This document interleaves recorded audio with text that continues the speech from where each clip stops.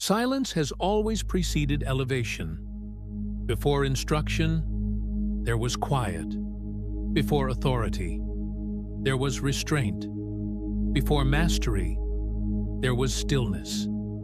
In ancient Egypt, initiates entering temple learning were first required to observe silence, not as punishment, but as preparation. Speech was considered power, and power required discipline before release.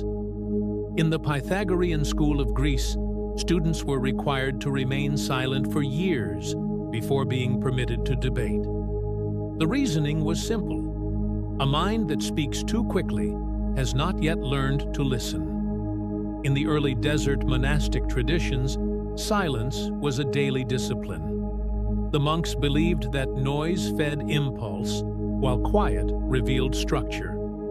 They understood that the unexamined mind becomes chaotic, and chaos expressed becomes regret. Silence is not emptiness. Silence is organization.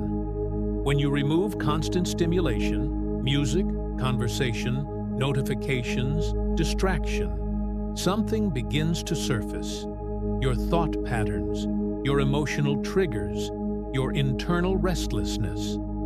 Most people avoid silence because silence exposes them. Without noise, you meet yourself, and that meeting can be uncomfortable. But history shows clearly, every serious order trained silence before speech. Why? Because silence strengthens discernment. When you pause before speaking, you reduce error. When you sit in quiet before deciding, you increase clarity. When you refuse to react immediately, you protect dignity. Modern life encourages constant expression. Comment, respond, react, post. But expression without reflection weakens authority. Silence builds weight behind words. A person who speaks rarely, but with precision, commands attention. A person who speaks constantly loses gravity. Silence also stabilizes the nervous system. When you sit without stimulus, your body gradually shifts from tension to steadiness.